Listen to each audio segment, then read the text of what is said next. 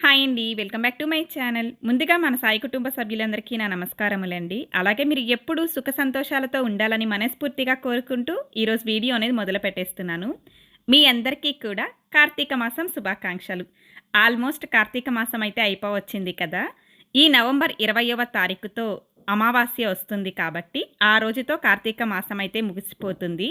అయితే నవంబర్ 17వ తారీఖు చివరి కార్తీక సోమవారం అయితే వస్తుంది.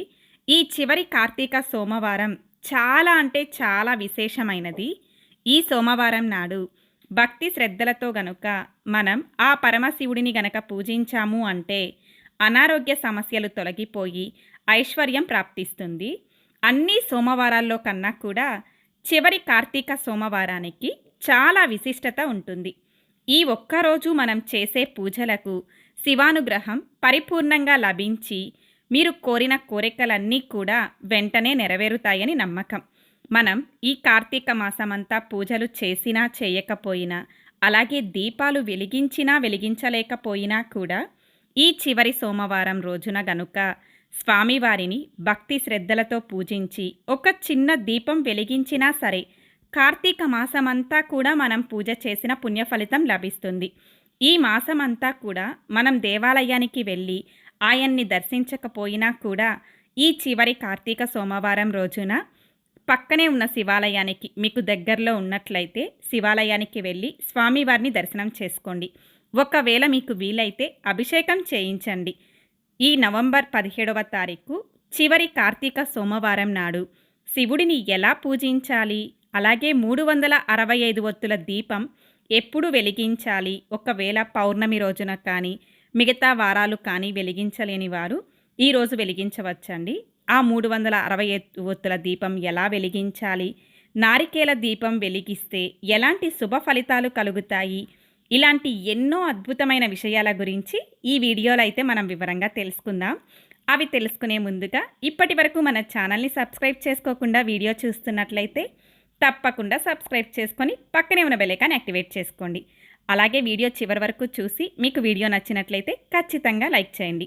ఈ నవంబర్ 17వ తారీఖు చివరి కార్తీక సోమవారం. ఇలాంటి శక్తివంతమైన కార్తీక సోమవారం రావాలి అంటే మళ్ళీ సంవత్సర కాలం పాటు మనం ఎదురు చూడాల్సిందే. ఎందుకు అంటే ఈ సంవత్సరానికి ఈ సోమవారమే కార్తీక చివరి సోమవారం. కార్తీక మాసం నెల రోజులు చేసే పూజలు ఒక ఎత్తైతే ఈ చివరి కార్తీక సోమవారం నాడు చేసే పూజలు మరొక ఎత్తు. కాబట్టి ఈ చివరి కార్తీక సోమవారం నాడు ప్రతి ఒక్కరూ తెల్లవారుజామునే నిద్రలేచి చన్నీటితో తలస్నానం చేసి దీపారాధన చేసుకోవాలి. ఒకవేళ అనారోగ్య సమస్యలు ఉన్నాయి అనుకున్నవారు చన్నీటితో కాకుండా వేడి నీటితో అయినా సరే తలస్నానం చేసి దీపారాధన చేసుకోవచ్చు. విశేషంగా ఈ కార్తీక సోమవారం నాడు నదీ స్నానం చేస్తే చాలా మంచిది. ఒకవేళ నదులు దగ్గరగా లేవు అని నదుల్లో స్నానం చేయలేని వారు నీటిలో అంటే మీరు స్నానం చేసే నీటిలో కొంచెం పసుపు కలుపుకొని స్నానం చేయండి. ఒకవేళ మీ దగ్గర గంగాజలం గనక ఉన్నట్లయితే మీరు స్నానం చేసే నీటిలో కొద్దిగా గంగాజలం వేసుకొనైనా స్నానం చేయండి. అలాగే ఇల్లంతా కూడా శుభ్రం చేసుకొని ఇంటి గడపలకు పసుపు రాసి ఇంటి ముందు చక్కగా ముగ్గులు వేసుకోండి. ఇక పూజ చేసే స్త్రీలు కాళ్ళకి తప్పనిసరిగా పసుపు రాసుకోవాలి. కాళ్ళకు పసుపు రాసుకొని ఇంట్లో దీపారాధన చేయాలి. విశేషంగా ఈ చివరి కార్తీక సోమవారం నాడు మీ పూజ గదిలో నారికేల దీపం వెలిగిస్తే చాలా మంచిది. ఎందుకు అంటే కొబ్బరికాయలో త్రిమూర్తులు కొలువై ఉంటారు. కాబట్టి ఈ కార్తీక సోమవారం నాడు కొబ్బరి దీపం వెలిగిస్తే ఆ శివయ్య చల్లని చూపు మీ కుటుంబంపై పడుతుంది. నారికేల దీపం వెలిగించలేని వారు పిండి దీపం వెలిగించినా సరే సరిపోతుంది. మీ పూజ గదిలో ఉన్న శివుని చిత్రపటానికి గంధం రాసి కుంకుమ బొట్లు పెట్టండి. తెలుపు రంగు పుష్పాలు అలాగే పసుపు రంగు పుష్పాలతో శివుడిని అలంకరించి దీపారాధన చేయండి. అలాగే మీ పూజ గదిలో తప్పనిసరిగా ఒక నీటి కలశం పెట్టుకోవాలి. మీకు బిల్వదళాలు గనుక అందుబాటులో ఉంటే బిల్వదళాలతో శివుడిని పూజించండి. ఈ విధంగా శివుడిని అందంగా అలంకరించి శివుని పటానికి ఎదురుగా నారికేల దీపం కానీ పిండి దీపం అయితే 2 పిండి దీపాలు కానీ వెలిగించండి. అయితే నారికేల దీపం వెలిగించేవారు ముందుగా ఒక కొబ్బరికాయను తీసుకొని శివునికి నమస్కారం చేసి ఆ కొబ్బరికాయను పగలగొట్టండి. కొబ్బరికాయ 2 ముక్కలుగా పగలాలి. 3 కళ్ళున్న కొబ్బరి చిప్పను తీసుకొని ఆ కొబ్బరి చిప్పకు పసుపు, కుంకుమ పెట్టి నిండుగా ఆవు నెయ్యిని కానీ, నువ్వుల నూనెను కానీ పోసి దీపారాధన చేయండి. దీనినే కొబ్బరి దీపం అని అంటారు. రెండవ కొబ్బరి చిప్పలో ఏదైనా తీపి పదార్థం, బెల్లం ఉన్నట్లయితే ఒక బెల్లం ముక్కను పెట్టి శివునికి నైవేద్యంగా నివేదించవచ్చు.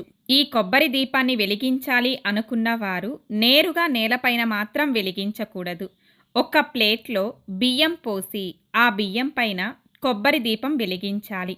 ఈ కొబ్బరి దీపం వెలిగించగానే ఆ దీపానికి ఎంతో పవిత్రత ఉంటుంది. కాబట్టి దీపాన్ని పూలతో అలంకరించి దీపానికి నమస్కారం చేసుకోండి. కొబ్బరి దీపంలో ఖచ్చితంగా 3 ఒత్తుల్ని వేసి వెలిగించాలి. అంటే 2 ఒత్తులు ఒక ఒత్తుగా అలా 3 ఒత్తులు వేసి దీపాన్ని వెలిగించాలి. కొబ్బరి దీపం వెలిగించలేని వారు పిండి ప్రమిదల దీపాన్ని కూడా వెలిగించవచ్చు. లేదు అది కూడా వెలిగించలేము అనుకున్నవారు మట్టి ప్రమిదల్లో అయినా సరే దీపారాధన చేసుకోవచ్చు. మీరు ఏ దీపం వెలిగించినా సరే తప్పనిసరిగా దీపానికి పసుపు, కుంకుమ బొట్లు పెట్టి ఆవు నెయ్యితో కానీ, నువ్వుల నూనెతో కానీ దీపారాధన చేయండి. ఈ విధంగా శివునికి దీపం వెలిగించి ఓం నమః శివాయ అనే పంచాక్షరీ మంత్రాన్ని 21 సార్లు కానీ, 108 సార్లు కానీ పఠించండి. ఈ చివరి కార్తీక సోమవారం నాడు ఈ మంత్రాన్ని 108 సార్లు చదివితే ఎలాంటి కోరికైనా సరే వెంటనే నెరవేరుతుంది. ఇక చివరిగా శివునికి హారతి సమర్పించి కొబ్బరి దీపానికి కూడా హారతి ఇచ్చి మీ పూజను ముగించుకోండి. ఈ చివరి కార్తీక సోమవారం రోజున చేసే అభిషేకాలకు 1,000,000 రెట్ల పుణ్యఫలితం లభిస్తుంది. అయితే ఈ చివరి కార్తీక సోమవారం సందర్భంగా శివాలయాల్లో భక్తుల రద్దీ ఎక్కువగా ఉంటుంది. కాబట్టి శివాలయానికి వెళ్ళలేని వారు మట్టితో ఒక చిన్న శివలింగాన్ని తయారు చేసి మీ పూజ గదిలో ప్రతిష్ఠించి ఆ మట్టి శివలింగాన్ని శివుని స్వరూపంగా భావిస్తూ అభిషేకం చేసుకోవచ్చు.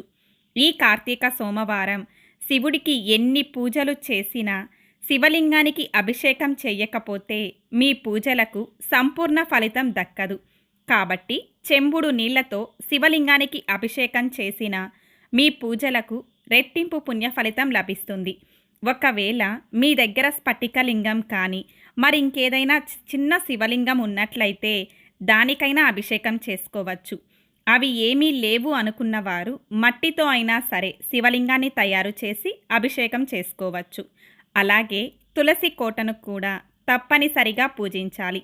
తులసి కోట ముందు బియ్యపు పిండితో ముగ్గు వేసి ఆవు నెయ్యితో 2 దీపాలు వెలిగించి తులసి కోటకు నీళ్లు పోసి 5 ప్రదక్షిణాలు చేయండి. ఈ కార్తీక సోమవారం ఉదయాన్నే ఇంట్లో దీపారాధన చేసి రోజంతా ఉపవాసం ఉండాలి. కటిక ఉపవాసం ఉండాల్సిన అవసరమేమీ లేదండి. పాలు అలాగే పండ్లను స్వీకరించవచ్చు. అలాగే అనారోగ్య సమస్యలతో బాధపడేవారు ఉపవాసం ఉండకపోవడమే మంచిది. ఉదయం అంతా ఉపవాసం ఉండి సాయంత్రం ఉపవాసాన్ని విరమించి భోజనం చేయవచ్చు. ఇక సాయంత్రం 6 గంటలు దాటిన తరువాత స్త్రీలు మళ్ళా తలస్నానం చేసి ఇల్లంతా పసుపు నీళ్లు చల్లి ఇంట్లో దీపారాధన చేసుకోవాలి. అలాగే తులసి కోటలో కూడా దీపం వెలిగించండి. మీ ఇంటి గుమ్మం ముందు తప్పనిసరిగా ఇరువైపులా 2 దీపాలను వెలిగించండి. విశేషంగా ఈ కార్తీక సోమవారం నాడు సాయంత్రం సమయంలో మీకు దగ్గరలో ఉన్న శివాలయానికి వెళ్ళి శివాలయంలో 365 ఒత్తులతో దీపం వెలిగించండి. అలాగే శివాలయాల్లో ఉసిరి దీపం వెలిగిస్తే అఖండ ఐశ్వర్య ప్రాప్తి సిద్ధిస్తుంది. ముఖ్యంగా ఉసిరి చెట్టుకు 5 ప్రదక్షిణాలు చేసి ఉసిరి చెట్టు కింద దీపారాధన చేస్తే ఈ సంవత్సరం అంతా ధనానికి ఎటువంటి లోటు లేకుండా మీ ఇంటి ఆదాయం వృద్ధి చెందుతుంది. ఒకవేళ ఏదైనా కారణాల వల్ల శివాలయానికి వెళ్ళి దీపం వెలిగించలేని వారు మీ ఇంటి ముందున్న తులసి కోట దగ్గరైనా సరే 365 ఒత్తుల దీపం వెలిగించవచ్చు. అలాగే ఈ చివరి కార్తీక సోమవారం నాడు ప్రతి ఒక్కరూ కూడా విభూది బొట్టును ధరించండి. ఈ చివరి కార్తీక సోమవారం అనే కాదండి, ప్రతిరోజు కూడా విభూది బొట్టును ధరిస్తే చాలా మంచిది. ఎవరైతే విభూది బొట్టును ధరిస్తారో అలాంటి వారికి ఆ పరమేశ్వరుడి ఆశీర్వాదం ఎల్లవేళలా ఉంటుంది. ఈ కార్తీక సోమవారం శివాలయానికి వెళ్ళేవారు శివాలయంలో ఉన్న నంది కొమ్ముల మధ్య నుండి శివుడిని దర్శించుకుంటే సర్వ పాపాలన్నీ వెంటనే తొలగిపోతాయి. నవంబర్ 20వ తారీఖుతో కార్తీక మాసం ముగిసిపోతుంది. కార్తీక మాసం ముగిసిన తరువాత పాడ్యమి తిథి ఏర్పడుతుంది. అంటే నవంబర్ 21వ తారీఖు శుక్రవారం నాడు ప్రతి ఒక్కరూ కూడా నీటిలో పోలి దీపాలు వదలాలి. ఈ శుక్రవారం నదుల్లో పోలి దీపాలు వదిలితే కార్తీక మాసం నెల రోజులు దీపారాధన చేసినంత ఫలితం దక్కుతుంది. అరిట దొప్పల్లో 30 ఒత్తులు దీపం వెలిగించి నీటిలో వదలాలి. వీటినే పోలి దీపాలు అని అంటారు. అయితే నదుల్లో పోలి దీపాలు వదలలేని వాళ్ళు మీ ఇంటి ముందున్న తులసి కోట ముందైనా సరే పోలి దీపాలు వదలవచ్చు. ఇక ఇప్పటి వరకు మీరు వనభోజనాలు చేయకపోతే ఈ కార్తీక సోమవారం కుటుంబం అంతా కలిసి వనభోజనాలు చేయండి. అలాగే ఈ చివరి కార్తీక సోమవారం నాడు కార్తీక పురాణం చదివితే చాలా మంచిది. కార్తీక పురాణం విన్నా సరే 7 జన్మల పుణ్యఫలితం లభిస్తుందట. ఇక ఈ కార్తీక సోమవారం చేసే దాన ధర్మాలకు రెట్టింపు పుణ్యఫలితం కలుగుతుంది. ముఖ్యంగా బ్రాహ్మణులకు స్వయం పాకం దానం చేస్తే మంచిది. లేదా దక్షిణ తాంబూలం సమర్పించి వారి ఆశీర్వాదాన్ని తీసుకోండి. అదేవిధంగా అవసరంలో ఉన్న పేదలకు ఆహారాన్ని దానం చేయండి. అలాగే ఈ కార్తీక మాసం పూర్తయ్యేలోపు బ్రాహ్మణులకు దీపదానం చేయండి. ఉసిరి దీపాన్ని దానంగా ఇస్తే చాలా మంచిది. అలాగే ఈ కార్తీక సోమవారం నాడు రావి చెట్టు కింద ఒక చిన్న దీపం వెలిగించండి. ఇలా చేయటం వల్ల మీ జాతక దోషాలన్నీ తొలగిపోతాయి. అదేవిధంగా ఈ కార్తీక సోమవారం నాడు గోవుకి నమస్కారం చేసుకొని ఏదైనా ఆహారాన్ని తినిపించండి. అలా చేయటం వలన మీకున్న దోషాలన్నీ తొలగిపోతాయి. కార్తీక సోమవారం నాడు శివాలయంలో శివపార్వతులు సంచరిస్తూ ఉంటారట. కాబట్టి శివాలయ ప్రాంగణంలో కూర్చొని ఓం నమః శివాయ అనే మంత్రాన్ని మీకు వీలైనన్ని సార్లు పఠించండి. ఇక వివాహం కోసం ఎదురు చూసేవారు అలాగే ఉద్యోగ ప్రయత్నం చేసేవారు ఈ కార్తీక సోమవారం నాడు తప్పనిసరిగా శివునికి అభిషేకం చేయించి శివాలయంలో దీపారాధన చేయండి. చూశారు కదండి వీడియో. చివరి కార్తీక సోమవారం రోజున మనం ఏ విధంగా పూజ చేయాలి, దీపారాధన ఏ విధంగా చేయాలి అనే విషయాల గురించి వివరంగా తెలుసుకున్నాం కదా. ఈ వీడియో మీకు నచ్చిందని అనుకుంటున్నాను. ఈ వీడియో కనుక మీకు నచ్చినట్లయితే ఖచ్చితంగా లైక్ చేయండి. అలాగే మీ ఫ్రెండ్స్ అండ్ ఫ్యామిలీ మెంబర్స్కి మన వీడియో అనేది షేర్ చేయండి. మీరు షేర్ చేయడం వల్ల మరికొంతమందికి మన వీడియో చేరే అవకాశం ఉందన్నమాట. మీ అమూల్యమైన అభిప్రాయాన్ని కామెంట్ బాక్స్లో కామెంట్ చేయండి. అలాగే మీకు శివుడు గనక ఇష్టమైతే ఓం నమః శివాయ అనైతే కామెంట్ చేయండి.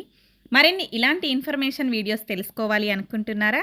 అయితే మన ఛానల్ని తప్పకుండా సబ్స్క్రైబ్ చేసుకొని పక్కనే ఉన్న బెల్ ఐకాన్ యాక్టివేట్ చేసుకోండి. అలా చేసుకుంటేనే నేను పెట్టే ప్రతి వీడియో కూడా మీ వరకు చేరుకుంటుంది. మరి యొక్క చక్కటి ఇన్ఫర్మేషన్ వీడియోతో మళ్ళీ కలుసుకుందాం. Thanks for watching. ఓం నమః శివాయ.